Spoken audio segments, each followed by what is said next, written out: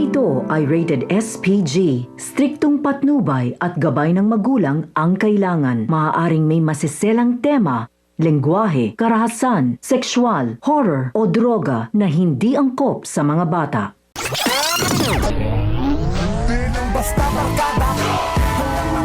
Pagdating ni Ponggay ay agad niyang kwenestyon si Rigor kung bakit nawala ang mga dayuhang nakakulong. Sinabi ni Rigor na nakapagpiyansa umano ang mga ito. Dito na nagtaka si Ponggay dahil wala namang nangyaring hatol o proseso sa mga dayuhan. Kaya naman dito na nag-init ang ulo ni Rigor at sinabing napakadaming tanong nito ngunit wala pa namang napapatunayan. Bigla na lang natahimik si Ponggay at sa kanyang pagdating ay kinuwento niya nga sa kanyang kaibigan ang nangyari. Ngayon naniniwala na siya na posibleng kurap si Rigor at hawak ito ng mga gerero. Unti-unti nang nagiging malinaw kay Ponggay ang lahat at naaalala niya ang mga sinabi sa kanya ni Tanggol kaya mas lalo siyang nagdududa. Kaya naman pagkaalis niya ng presinto ay pumunta siya sa hideout nila Tanggol. Sa kanyang pagpasok ay agad siyang tinutukan ng baril kaya itinaas niya ang kanyang mga kamay. Sabay sabing gusto niya lang makausap si Tanggol. Pinababa ni Tanggol ang baril ng mga kasama niya at dito masinsinan silang nagkausap ni Ponggay. Sinabi ni Ponggay ang kanyang mga hinala kay Rigor at sa mga gerero.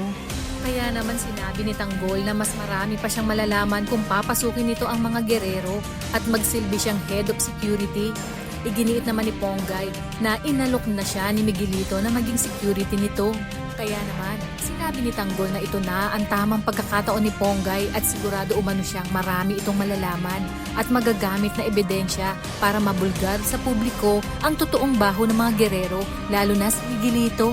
Sa pag-uusap naman ni Marites at Tanggol ay napag-alaman ni Tanggol na nasa poder ng mga gerero si Santino.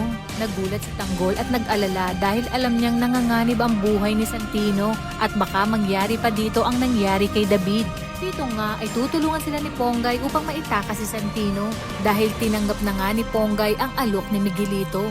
Sa ganitong paraan, madaling makakapasok si Tanggol sa mansyon.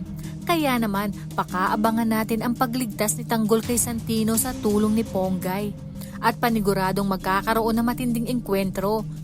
Kaya naman kapamilya, kung bago ka pa lang sa aking channel ay mag-subscribe ka na at i-click mo na rin ang bell icon para updated ka. Maraming salamat sa inyong panunood. Hanggang sa muli!